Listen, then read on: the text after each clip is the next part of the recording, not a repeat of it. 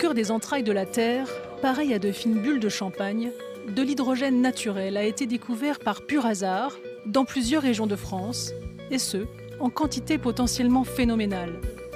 Ce gaz étant l'un des combustibles les plus propres de la nature, il aiguise les appétits internationaux à l'heure de la transition énergétique.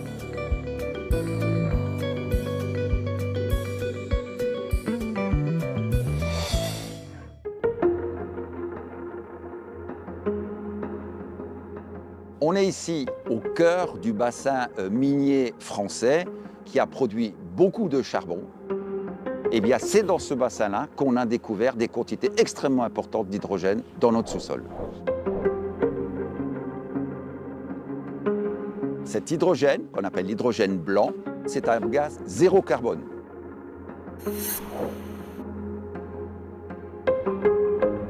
Cette source d'énergie-là, quand on l'utilise, elle ne produit pas de CO2, elle produit uniquement de la vapeur d'eau.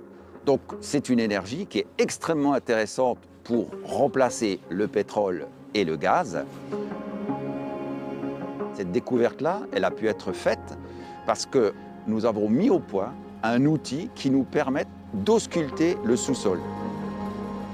Cette sonde-là est une sonde tout à fait unique. Il n'y a aucune autre compagnie gazière ou pétrolière qui possède cette sonde-là.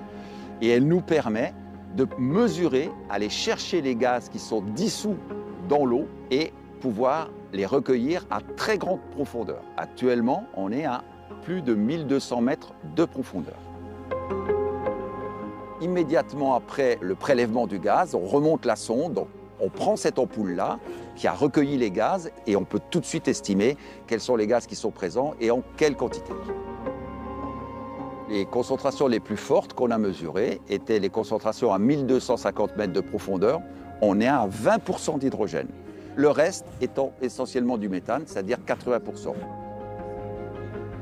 Nos recherches montrent que cela pourrait être le réservoir d'hydrogène naturel le plus important au monde. Actuellement, sur la planète, on produit, consomme à peu près 80 millions de tonnes d'hydrogène. Ici, on a une ressource potentielle de 250 millions de tonnes. Waouh! Cet hydrogène naturel, cet hydrogène blanc, peut être utilisé comme une énergie par l'industrie. On peut l'utiliser dans les transports, on peut l'utiliser dans le chauffage. Donc vous voyez, chauffage, transport, industrie, c'est pas loin quand même d'être relativement intéressant pour la planète.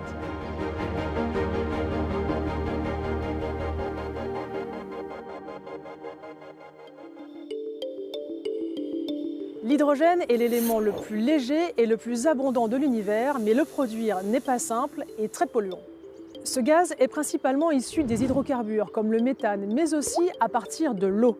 Pour l'obtenir, il faut séparer les différents atomes par extraction chimique.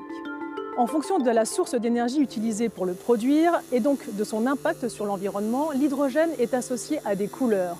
À partir de gaz naturel, il est qualifié de gris car il émet des gaz à effet de serre, rose quand il est créé avec de l'électricité nucléaire et enfin vert quand il utilise des énergies renouvelables comme l'éolien ou le solaire.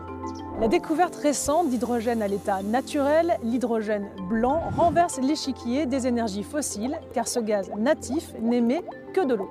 Il est présent un peu partout dans le monde et la planète le génère continuellement, une sorte d'usine naturelle d'hydrogène blanc.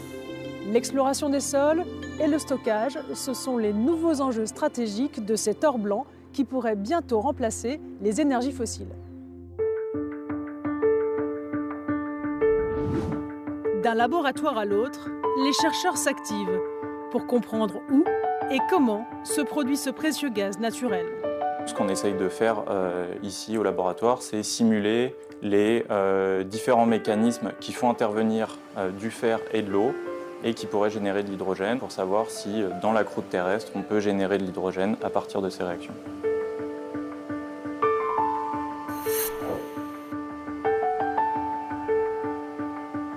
Je me concentre sur les cailloux qui viennent d'Australie, où on observe des émissions d'hydrogène naturel régulièrement.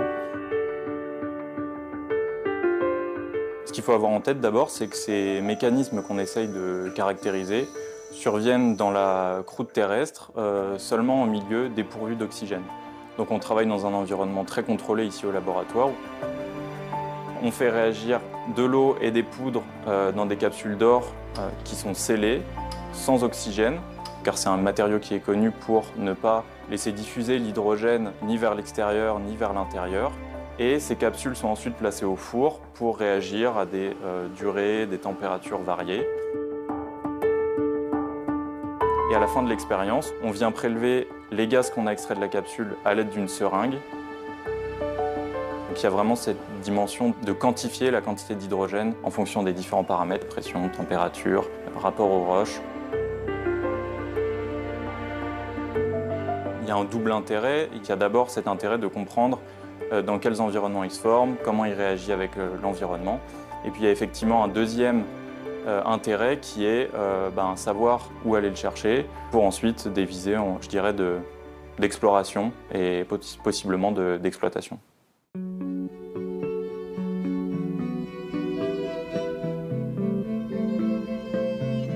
Il y a 2-3 ans, c'était encore écrit sur Wikipédia que l'hydrogène à l'état naturel et gazeux n'existait pas sur Terre.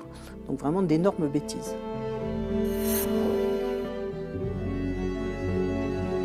L'hydrogène, ça ne passionnait pas les foules parce qu'il n'y avait pas de besoin. Et c'est le besoin qui a fait qu'on s'est retourné vers toutes les sources d'hydrogène décarboné, dont l'hydrogène naturel. Au Mali, qui a eu plus de 20 ans maintenant, il y a des paysans qui cherchaient de l'eau. Ils ont foré un petit puits pour trouver de l'eau à 1 mètre de profondeur. Et il n'y avait pas d'eau. Quelqu'un donc a allumé une cigarette et ça a fait pchouf. Et puis, ils ont vu qu'ils avaient trouvé un gaz inflammable. Il y a eu des analyses et on a découvert que c'était de l'hydrogène. Et donc maintenant, cet hydrogène sert à faire l'électricité de ce village.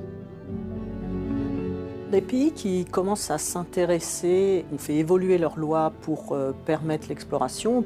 La France l'a fait, l'Australie du Sud l'a fait, les États-Unis l'ont fait. Et c'est pour ça que l'activité se concentre sur ces pays actuellement.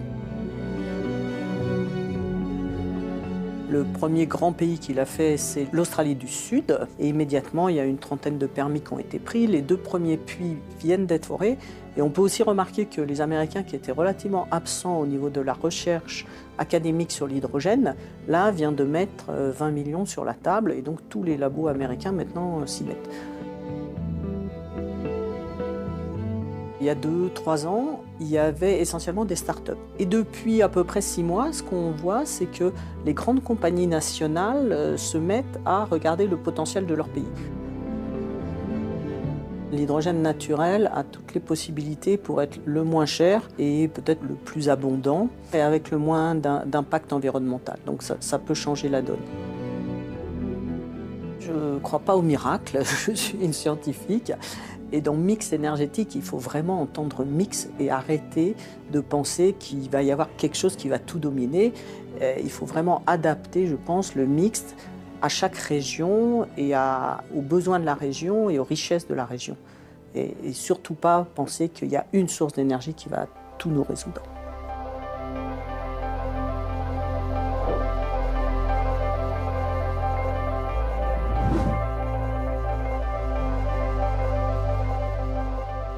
Mon travail, effectivement, c'est de chercher et de trouver de l'hydrogène naturel en faisant des petits trous dans le sol à 1 mètre de profondeur et en mesurant en fait, le gaz qui sort du sol.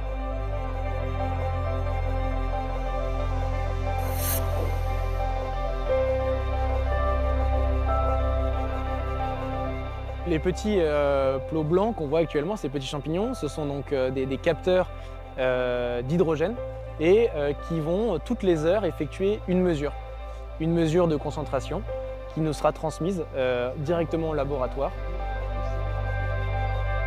Du coup, j'ai réalisé donc une cartographie des gaz du sol à l'échelle régionale, donc couvrant à la fois les Hautes-Pyrénées, les Pyrénées-Atlantiques, les Landes et une partie du Gers. Et on s'est rendu compte qu'il y avait un endroit qui apparaissait sur cette carte-là, la région de Sauveterre, de Béarn, où l'hydrogène fuiterait en surface. Sous nos pieds, on retrouve une roche qui permettrait de générer de l'hydrogène de façon naturelle, juste avec une interaction eau et roche. C'est une zone exceptionnelle en France. Elle fait l'objet en fait, du premier permis d'hydrogène naturel français. Dans les mesures réalisées sur ce terrain-là en particulier, on a découvert des concentrations en hydrogène qui sont extrêmement importantes. On a des valeurs qui sont peut-être 1000 fois supérieures à ce qu'on a actuellement ailleurs dans le monde. L'hydrogène naturel, on est encore à la phase d'une recherche fondamentale. On sait qu'il existe et donc maintenant les industriels vont prendre part et vont développer des technologies qui vont nous permettre de l'extraire du sol afin de l'utiliser comme carburant dans le futur. L'hydrogène, c'est une molécule qui nous fait rêver d'une transition énergétique, qui nous permettrait d'émettre moins de CO2 dans l'atmosphère et essayer de limiter du moins le changement climatique. Mais il reste encore beaucoup de choses à faire pour comprendre cette molécule, comment elle se comporte dans le sol, comment on va la piéger et comment elle va réagir en fait avec son environnement.